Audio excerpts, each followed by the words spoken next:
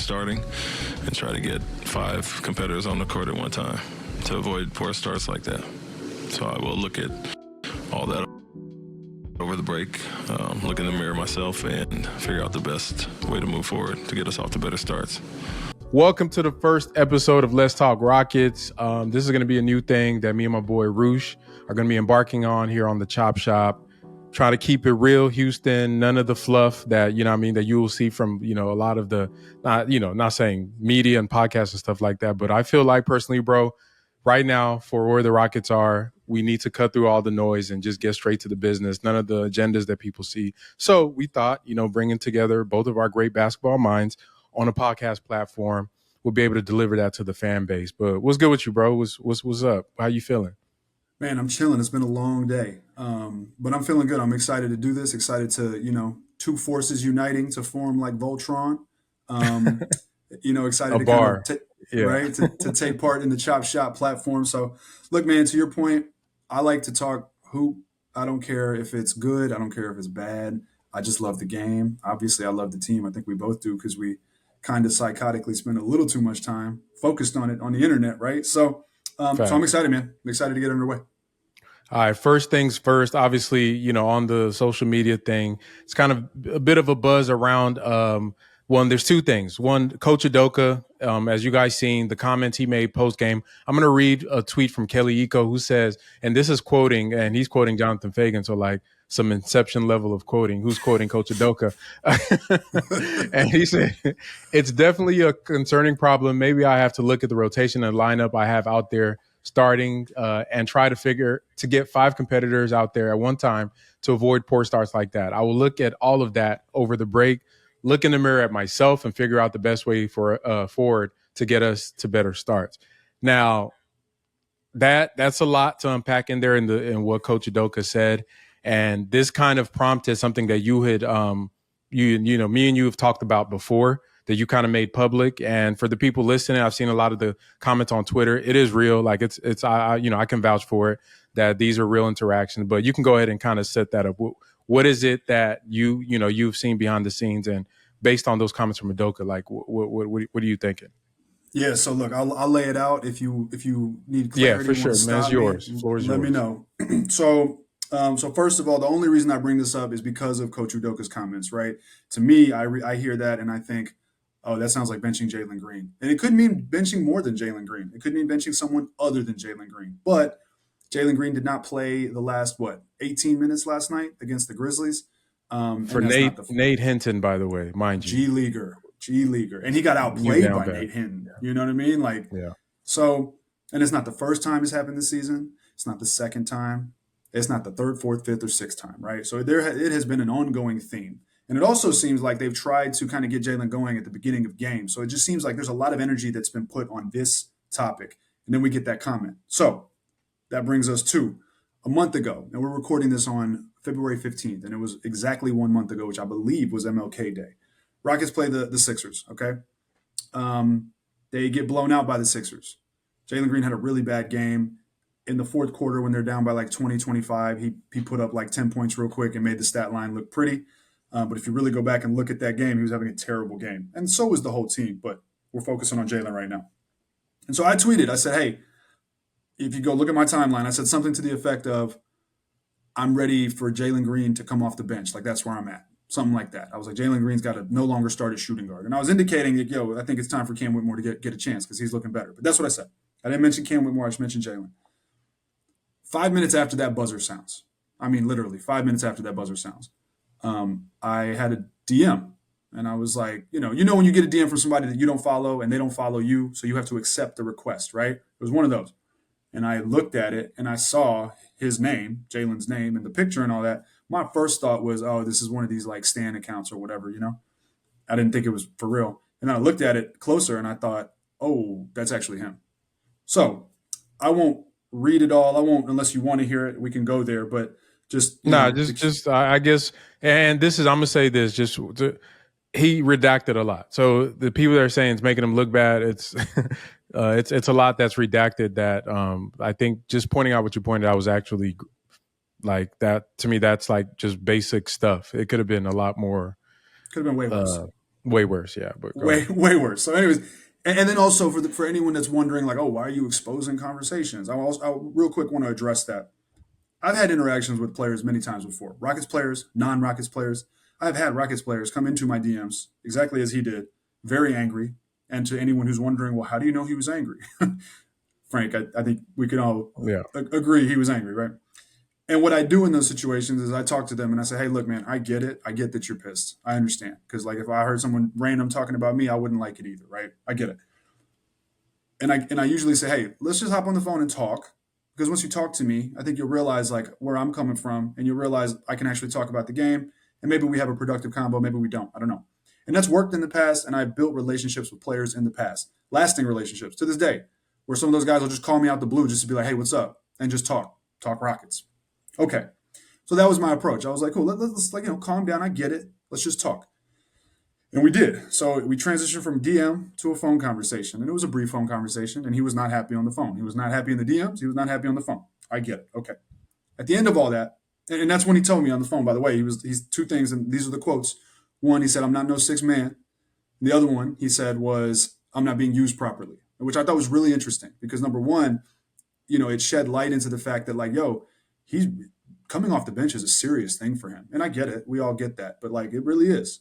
That's number one. Number two, not being used properly. To me, that was interesting because I was like, okay, first thought is there's a lack of accountability, right? Like, he could play better. He could do things to play better. Second was it kind of gave me my first insight into, oh, okay, well, he really is unhappy with certain things about how he's being used, whatever they may be, right? And then not too long after that, what did we see, right? We saw the post-game comments where he was like, we got to do this after the Timberwolves game, where he said we got to, run more, or they got too bigs or whatever. So he clearly has philosophical differences, it seems, with Udoka. But long story short, man, we talked. I said my piece. Whether he took that to heart or not, I doubt it. I don't know. Who knows? And then, a couple times after that, I sent him a couple messages after games where he played well. And I was like, hey, just encouraging messages like, yo, you did X, Y, Z right. Look good. Keep it up. Something like that, right? And the last thing I told him was, it sounds like you're doing some of the stuff we talked about on the phone and it's working. So that, it's awesome. And he came back and basically was extremely rude yet again to that. And that's the last I heard from him. Only reason I bring that up is because when people talk about exposing combos, there was never an expectation of privacy or confidentiality in this specific context. He was just trying to shit on me. He was doing his best as his mind could come up with to just shit on me as disrespectfully as if I came up to you and said that on the street, Frank, you'd either have something to say about it or we're squaring up. Yeah. Exactly. So that is the full universe of kind of all of that. Now, I'll kick it back to you though. Like when you hear those comments, what does that make you think? Like how do you process that from his perspective and then thinking about the team? Yeah, I mean, from a competitor's perspective, like you said, of course he's going to say he's not a six man. I think to me, the bigger, like stepping back, the bigger thing is why is he even engaging with you? You feel me? Like, yep. And that was when you first told me, that was my thing. Like, obviously, love you, brother, but we're not Jalen. We're not in the NBA. We're not Shams. I'm not Brian Windhorst. You're not Stephen A. Smith. You feel me? So like, what if that to me that just like shows a little bit of immaturity in himself and a little self consciousness about what people think about it. And I think Coach Udoka had the best quote for him. It says, "What people think about you is none of your business." You feel me? And that's facts. And that comes with, having that mental resolve. And to me, that was what was concerning is like, you're calling people up and like trying to like, interact with people over Twitter comments and social media posts after a game, bro, lock in the gym, man. And to me, everything with Jalen and, I'm not, people on this channel know I try to be as unbiased as possible. If he's bad, I'll say he's bad. I've been somebody that looked at his upside for most of his time here in Houston. It was recently until this season that for this same reason, based on to me, it's more mentals for him that I've taken him off that perch of being somebody I could see being like a star player. Has nothing to do with physical abilities. I think God gave him all the tools to be a great NBA player. He has all the stuff he could work on to do that. But to me, where I've seen the kind of the most disappointing thing is the mentals. And this is an ongoing theme. it's like there's something there that he's not focused enough on what the main thing should be right now. This was a thing that happened in his first summer as a professional when people were accusing him of traveling around the world instead of locking himself in the gym. And he was kind of backlashed and said, wherever the money's at, some weird statement like that.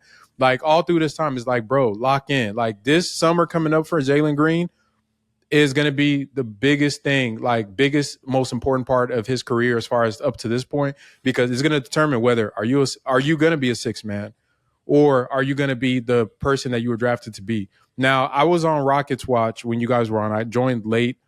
There was something you brought up that I think that people need to understand about what is going on with the team and with the Jalen situation. And I do want to hear your thoughts on it.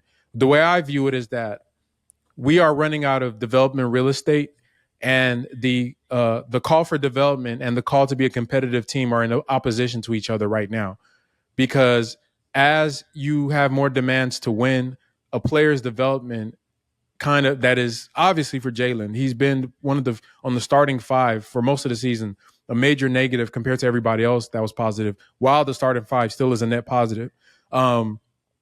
If his development is pulling the team back and you have other players, coaches, front office people that want to win, that does get to a point where something has to give. And, I don't know where the front office on the Rockets are right now, but I can see why they've been kind of, the rumors of him being put in trade packages and stuff like that. Like, do you think that has any bearing on it, like them moving forward as being a competitive team and his play up to this point? Because I do feel like he gets a longer road because he's a number 2 pick. Obviously, Stone picked him, et cetera, et cetera. But there has at some point in time, it's going to clash. Yeah, I mean, first of all, I just want to say, did you ever listen? Were you ever, you remember Bodies, Let the Bodies Hit the Floor? You remember that song? Yeah, I remember that.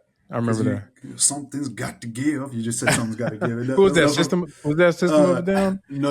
It was Drowning Pool. Drowning Pool. Okay. They were just like one and done as far as I remember. It was that song. Oh, okay. I'm not a big. I got a little rock and roll bag, but not. Right, yeah, right. So I for me, it was like the main one. But I remember that. The only thing on your mind while I was talking. Like, damn, that's good. Something's got to give. Ignoring.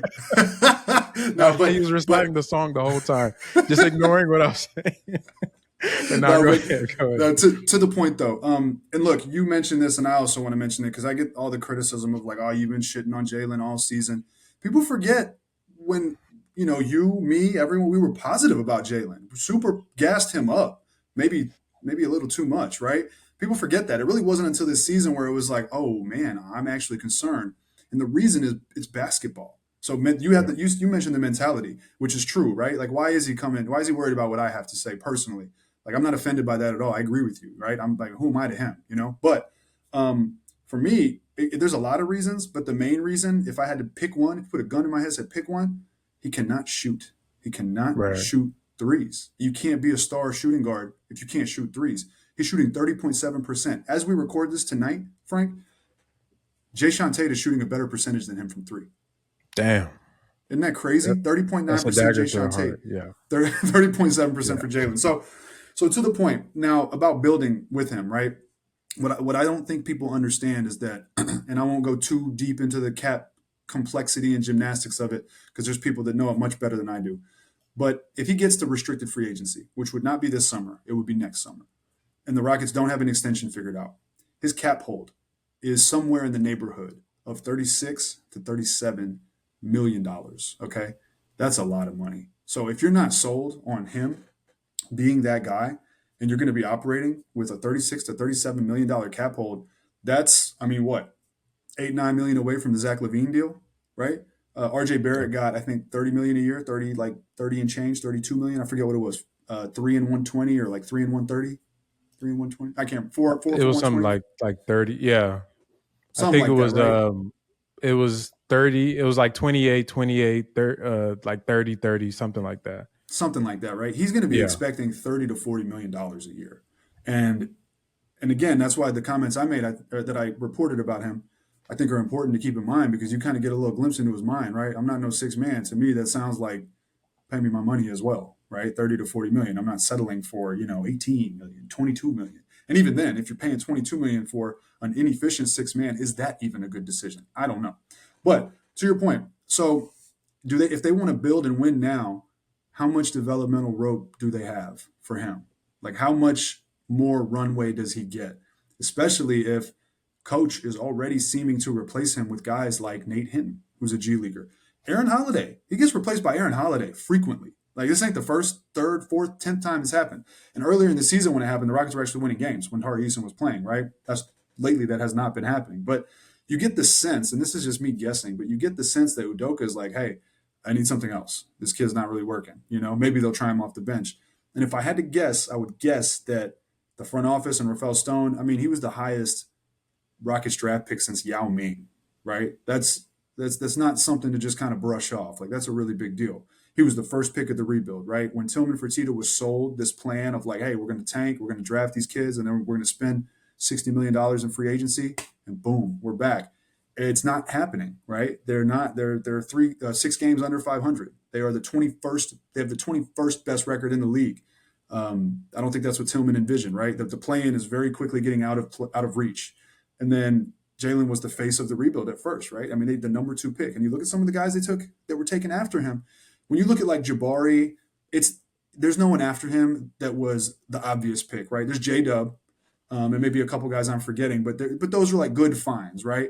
But Evan Mobley is right there, sitting right behind Jalen Green at the number 3 pick. And ironically enough, the Rockets need what? A defensive big, who they just traded 3 second-round picks for, by the way, Steven Adams. So It's like these things add up over time. And if Jalen Green is just a wasted pick, if that's what he ends up being, and they got to attach assets to get rid of him, or if his value is not enough in a trade to where you actually get something of value in return, I think that's a big problem.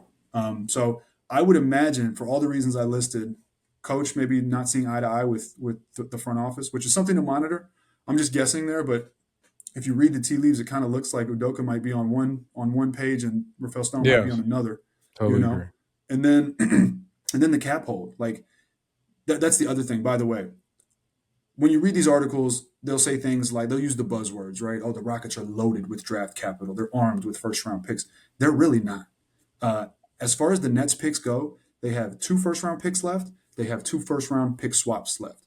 That is important because this summer, that first pick is due. So if the Rockets don't trade it, it loses that value. I was saying it's in Rockets Watch. I don't know if you heard when we were there, but when you're making a deal, you reference the market for the deal, right? You go buy a house. You're like, hey, these are the houses in the neighborhood that were sold recently. This is what they were sold for. Based on that, here is my offer, right? Yeah. So on the trade market, it's the same thing. Here are these players, here are these players. This player is similar to that player. That player went for 3 picks, so I'm offering you 3 picks, whatever. You can scale value. You can change value, whatever. You know what has objective value? A first-round pick. And first-round picks fall in the lottery. They fall in the middle. They fall late. So that's how they differ in value. But that Nets pick has a lot of value right now. It's probably a lottery pick. That's as valuable of a pick as you can probably ask for. As soon as the Rockets draft that pick, the car is driven off the lot, and it loses its value. And if it's a good player, okay, it's a good player. But guess what happens if you draft a Tari Eason? I've had people say this to me. Oh, but they drafted Tari Eason. What if you drafted Tari Eason? Great. You're not going to want to trade Tari Eason. Another team might disagree with you about his value when you're trying to negotiate that trade. They can't disagree with you about the value of a lottery pick. So that's the thing. If they're not able to flip Jalen, if that's what they decide to do with that Nets pick, they end up drafting another young kid, and they're stuck with 1 first-round pick and 2 swaps, and things get a lot more, in my opinion, a lot more difficult to make that swing for a star. So I think they have a lot of very serious decisions to make coming up. I think we can probably do a whole episode on Rafael Stone because honestly, everything. I'm not going to go down that rabbit hole today because all of that, a lot of this is just based on preceding events and preceding decisions that have led us here. We've almost backed ourselves into a corner. But just focusing on the Jalen part of it, with his I know a lot of people are preaching patience, and we had a spaces after the Memphis loss talking, and I was just telling people once again, I'm all for patience, and if this was a perfect world, you would have each guy that we've drafted over the next 8 years, just have them methodically build up their skill set and then, et cetera, et cetera. But that's not the real world. You got to pay dudes money. When money gets on the table, conversations change. And for Jalen, I'm all for development, but am I going to pay him development money? And that's where the disconnect is going to happen because, like you said, and rightfully so, if I'm him, like if you want to be successful as an athlete, you got to be rational. Yeah, he doesn't think he's a six man. That's all cool, but it's not cool when, hey, bro, I'm not paying you like a star, right? Because you're not playing. You could think whatever you want, but I'm not going to pay you like a star. If you guys want him to develop over the next few years, he has to take development money, and development money is on the lower end, right? If you're going to be a development player, and development players don't get big money reps, so that means you got to take off the bench reps.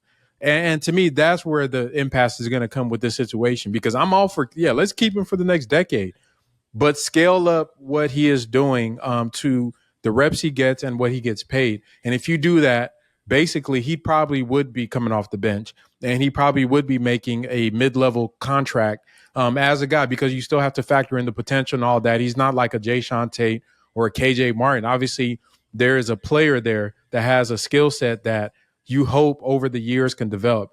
But that's all, to me, where the issue is going to come when they get to these negotiations, because one, he's going to want the bag because he's been kind of been put front as the franchise guy for 2 out of the 3 years before they get into this 4th year. And then, obviously his camp and his agency, they're going to push for that. So I don't see that coming up as a thing. And then for Rafael Stone, this is something that you kind of brought up. This is the biggest draft pick that he's made. And this is more a big, large part of what they told to Tillman Fertitta in the front office about the tanking.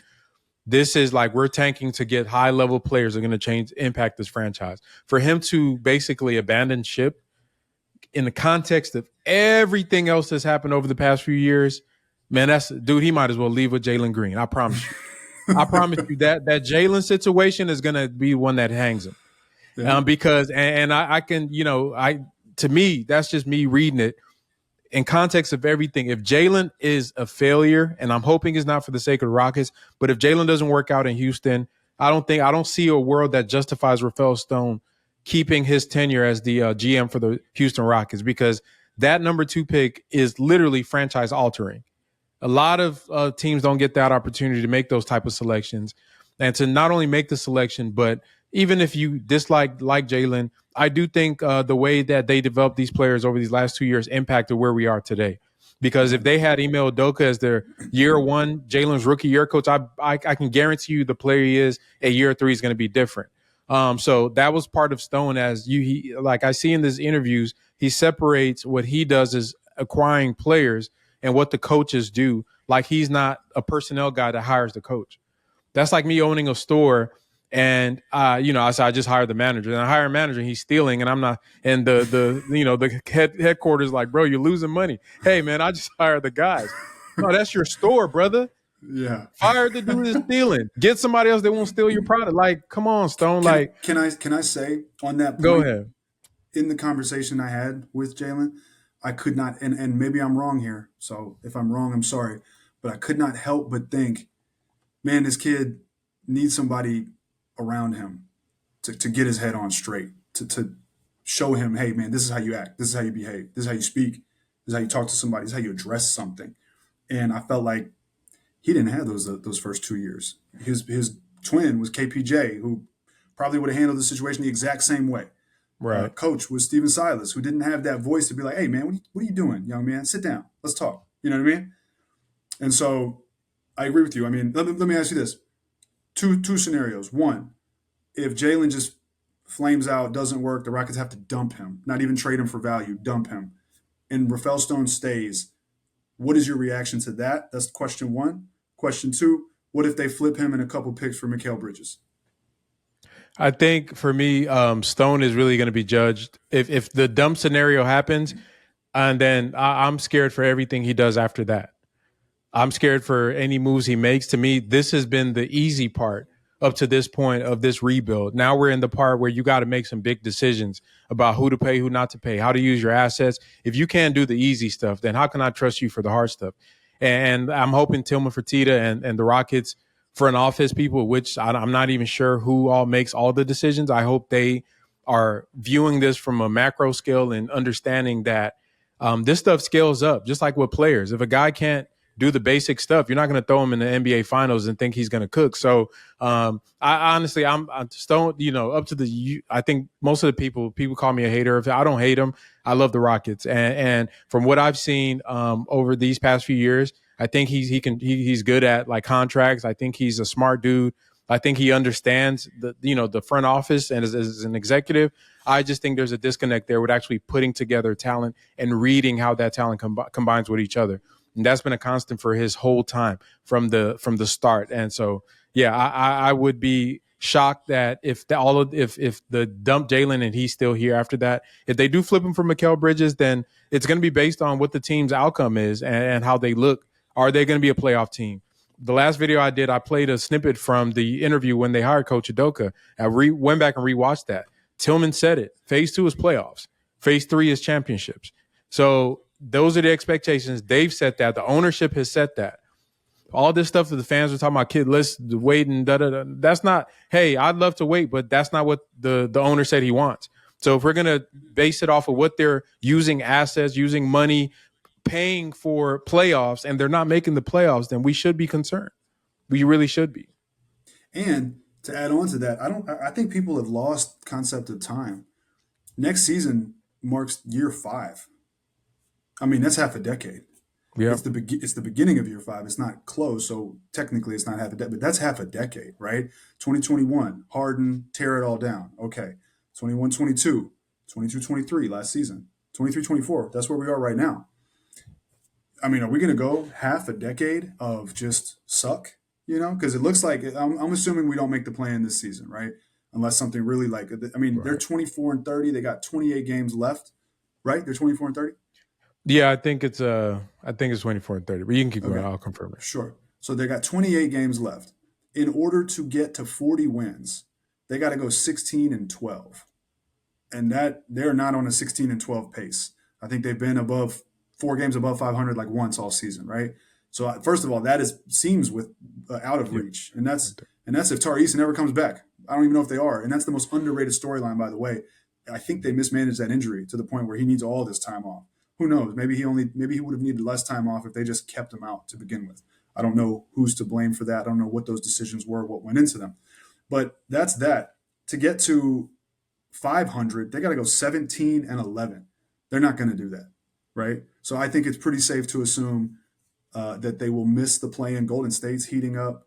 I think they're above 500 now, or they're about to be, or maybe they're close to it, whatever. They just seem out of reach for the Rockets. And I don't think the schedule gets much easier. Right when they come out of the All-Star break, they got to play Phoenix and then OKC, I think, 3 times. And then maybe the Pelicans again. Like it doesn't get any easier. So, but my point is, okay, they missed the play-in this season, but they've gotten better. The one thing I can hang the hat on so far is it's a top 6, top 7 defense. And we'll see where it ends up at the end of the season. If it falls out of the top 10, maybe the sentiment changes. But the defense improving is something, especially with Tari hurt, Jabari and Dylan Brooks getting hurt, and Fred being out and all this. That's something to hang your hat on. But if you go into year 5 and we're marking half a decade, that's like, bro, think about it.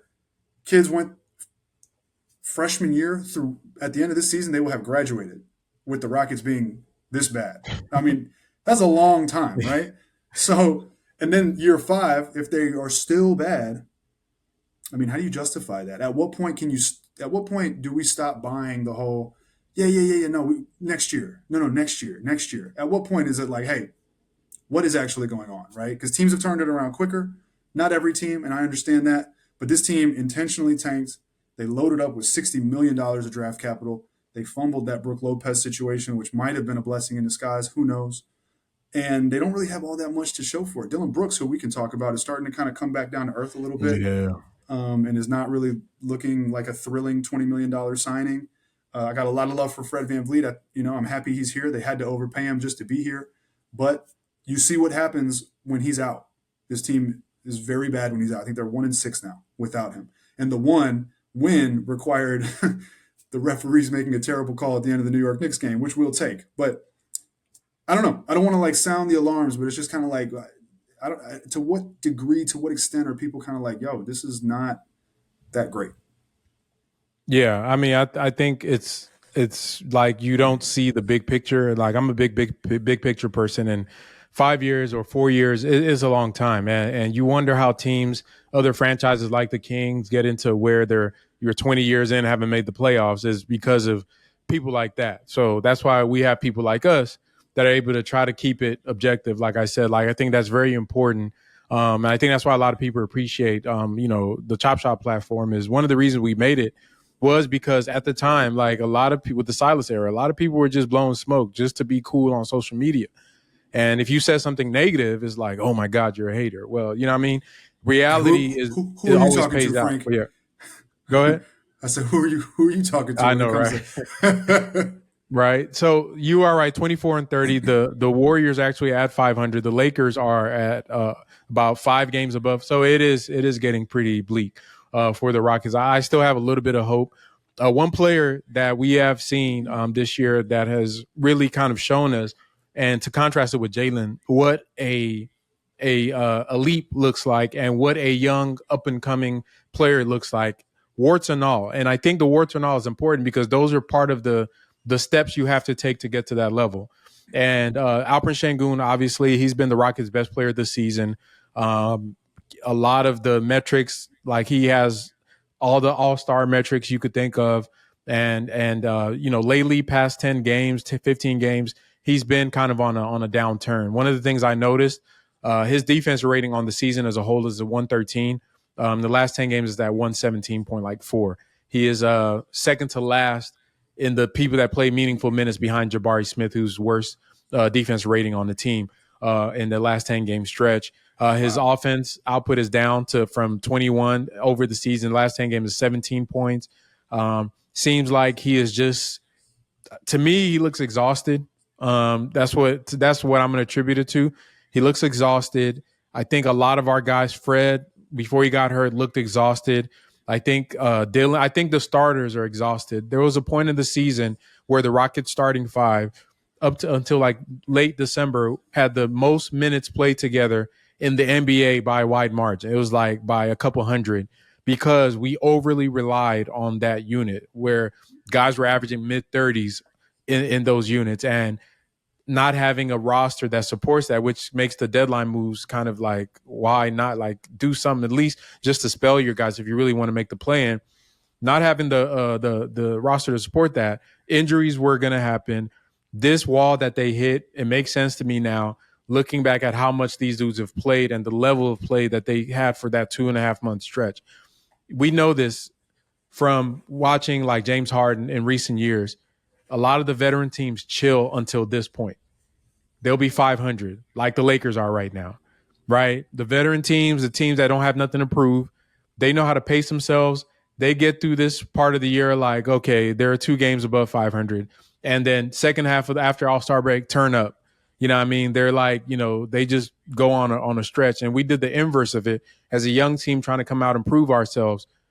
Played really, really hard for the first half of the season and then hit this wall. And Sengun is a casualty of that. I do expect him to play better going forward. I think a lot of the concern by people is overblown. As far as I have no concerns at all. I've seen enough to know that the Rockets won. If a player, Jalen said they're not using him right, if that's the guy that they're not using right? If the Rockets would actually use him right, I think there's a lot more they could do out of him. But I know he's been playing bad. I'm perfectly fine with what Alperen Sengun's been doing this year. Yeah, man, Alperen Sengun, dude. Look, the kid. First of all, I agree. I think they are exhausted, and I think you were actually the one that tweeted about it. Slow and steady wins the race, man. And when we came out the gate, they were super intense. They were excited to be winning. But we already saw, like, man, at one point, Fred was leading the league in minutes per game. He's not anymore, but it was like 37.9 or something, which is crazy, right? And you knew he was going to get hurt. His career says he's going to get hurt. You playing that many minutes, he's getting older. He's going to get hurt, and he is hurt. And the Rockets are 1-6. By the way, there are 6 games under 500. They're -5 games without Fred, 1-6. So do the math on that, and that's factoring in Tari Eason not even playing. But they don't use him correctly because they don't cut off the ball, and that's one thing I'm trying to figure out. Is that Ime Udoka stylistically saying like, "Hey, we're gonna post up and spot up," or is it a player thing? Because Amen Thompson cuts, Tari cuts, Jalen doesn't really cut. I guess Jay Sean does every now and then. Jabari sometimes hits that baseline cut. Mm-hmm. Dylan doesn't really cut. He posts up and gets into Sengun's space, which kind of conflicts with what Sengun does sometimes. But they really got to lean into, in my opinion, to make things easier, into pistol action. You'll see Domantas Sabonis have those like crazy triple doubles, and he's not half the passer Sengun is, but he's just getting DHO handoffs or pistol action, rubbing off the shoulder, dumping it off, someone cutting to the basket, and he just hits them. Simple stuff, basic stuff. At the end of the day, basketball is not a complicated game. You don't got to make it complicated. It just requires understanding your personnel and how to get them into the right spots. But they're just posting Sengun up. They can't even beat a front a lot of times, which to me is kind of perplexing. But yeah, man, I mean, I don't think he's ever played this many minutes in his life. And I don't want to make excuses for him. He's going to have to figure this out ultimately. But and also, by the way, Jalen Green shooting 30.7% from three. Sengun's like 28 or 29 point something. He's not far behind. I think Sengun's 29.3%. So put that into perspective, right? Because Sengun can't shoot the three. So, but yeah, I mean, look, he's been the bright spot. He's been the player where it's like, yo, if there is anyone that looks like a star so far, it's him. I have high hopes for Cam Whitmore, high hopes for Amen Thompson. I will say a lot of people always say, oh, why don't you talk about Sengun playing bad? And it's like, look, there is a concept where you earn enough trust and you earn enough real estate that you've proven yourself to where when you do have bad games, we take it a little bit easier on you because we know what you've already done. And the norm for Sengun, the averages for Sengun far outweigh the down games. And it's the inverse for Jalen, right? His negative games outweigh the flashes of greatness that we see. And that is why I view them a little bit differently. But at the end of the day, the defensive effort does have to get better. I do think it's encouraging that they've been able to be a top 6-7 defense, even when sometimes he's not playing good on defense. And even without, again, Tari Eason and Jabari and Dylan were hurt on and off because he needs those types of guys around him. I brought this up before. I don't know if you've heard me talk about this, but Brook Lopez was not ever really a good, considered a good like defender, right? He was kind of like a soft big, maybe block some shots, but just kind of like a soft, oafy big, especially when he was younger and like big physical play was a little bit different than it is now. Brook Lopez reinvented himself. And how did he do that? He got to the Bucks, obviously playing with Giannis under Budenholzer's system, and they had Drew Holiday. So they had awesome perimeter defense. They had Giannis, who's super, defensively versatile, but they had awesome perimeter defense, also Chris Middleton. They would funnel the ball handler into the middle, and then Brook Lopez could just basically stick his hand up and force a really difficult kind of low percentage shot from that mid-range, floater, pull up, whatever it is. And a lot of guys don't like to take those shots. So my point is, philosophically, they found something that worked, and they really killed it. And I feel like the Rockets were on to that. They had Tari, Jabari, Dylan, even Fred playing stout point of attack defense, flanking Sengun. And Sengun was able to do enough to make it really work, right? He didn't have, and he was also doing his job in a lot of respects. But when he has to step outside the box and clean up, and do things that are outside of what he's able to do, it really gets magnified.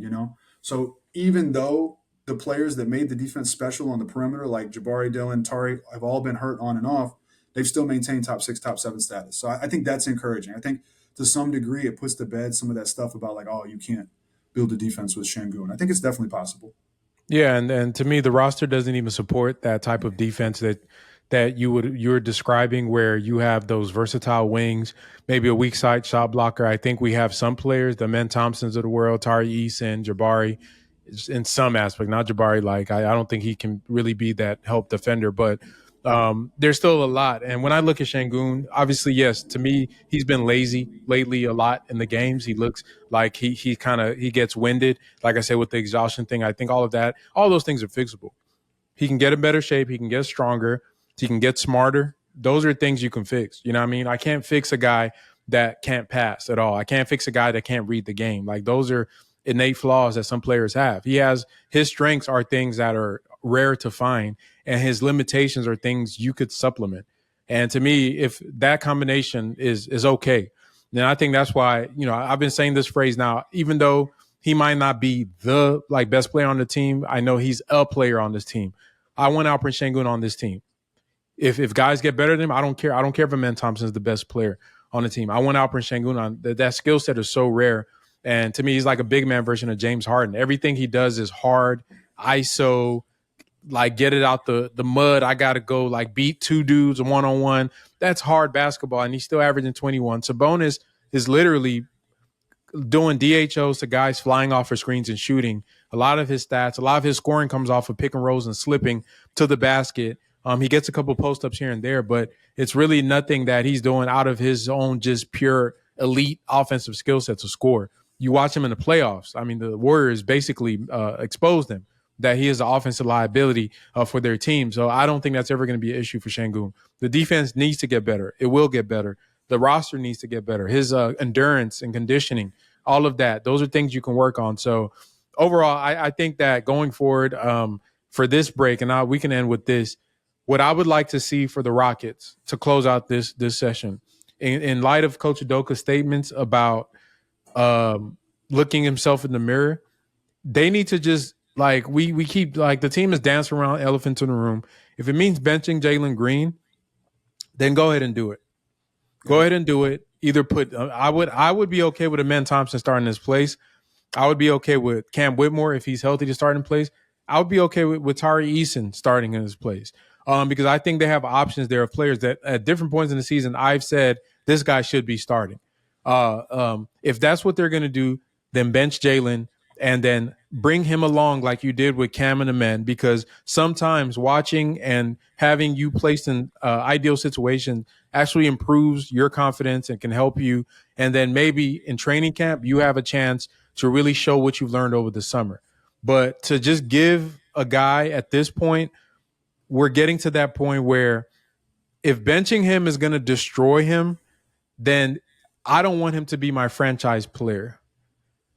Because you have to have a mental fortitude at some point to be able to carry a franchise. So if we're not talking about him being a franchise player, then why are we allowing him to lose games for us as one of the key reasons we're losing? So once again, there's a tug of war people need to really focus on. What do you want for the Rockets? Do you want it to be Jalen Green and we're going to experiment him at all costs? Or can we find a world where we can develop him without him costing the team? And I think right now the best route for that would be for them to put in better players that can get off to better starts and then insert him into second units where he can get to do more of the style of play that he likes. Yeah, I mean, my final comments, I'll say, first of all, I agree. I think there would be some level of defeat within the Rockets if they accepted that their number 2 draft pick was a sixth man. That's just me guessing. But I feel like they would take that as a defeat. And it would be a defeat if you draft, a Jordan Poole, a Jordan Clarkson. I got killed for saying Jordan Clarkson, by the way. I just want to say, not looking too far off right now, but we'll see. You should make a shirt for that. Just put the tweet on there. But if you drafted that number 2 overall, that just wouldn't be great. And I'm with you, man. It's like, look, I know that the Rockets, I know there was basically a mandate where Jalen Green was playing when he was young, when he was under Silas. And I'm okay. I support that. They should have given him all the reps they did. I don't think they wasted any reps early on, maybe his rookie year when they plugged him in the corner and weren't really using him. But we got to see a lot of Jalen Green. Now it's like, man, and you've been in locker rooms when the team is forcing one thing at the expense of everybody else, and especially at the expense of winning games, resentment starts to build, at least with certain people, maybe not with everybody, but certain people really start to take heart to that because they're like, yo, what are we doing here? I signed up here to win. I came up here to change this thing and turn it around, not to babysit player X's development, not to hope he figures it out so we can just keep losing games. We're halfway through. We're more than halfway through. We're 6 games under 500. So I do think Tari, Amen, Cam all could start. It just depends on the style. Tari and Amen defensively immediately amplify you and they cut. Cam gives you that release valve so you can kick to a shooter, which is what this offense, quite frankly, has just been desperate for. But I will say, lastly, we have put a lot of stock in Tari Eason, myself included. I'm like, hey, I'm not worried because Tari Eason's hurt. They're missing all these games because Tari Eason's hurt, right? They're 12-10 when Tari Eason plays, and that includes playing injured and playing limited minutes, by the way, minutes restriction, which he was on for pretty much most of the season. And then without him, they are 12-20. God damn. So without him, they're 12-20, right? Now, we put a lot of stock in that. That's not a good thing, usually, for a role-playing bench player to be that valuable, that important. It tells you there's a huge flaw in the roster construction, and it sets you up for a letdown because maybe Tari Eason comes back and they don't start winning games the way that we've kind of mapped out. So that's just something to monitor and something to kind of keep in the back of the head. But, let's talk Rockets. I think we're off to a good start. This was fun. Appreciate you, bro. Yeah. Shout out to all the, listeners. If you guys agree with our comments, let us know in the chat or in the comment section. If you disagree, let us know as well. Also, if you guys are new to the channel, hit the subscribe button. If you like this video, hit the like button. Keep rocking with the Chop Shop. We're going to keep dropping that fire.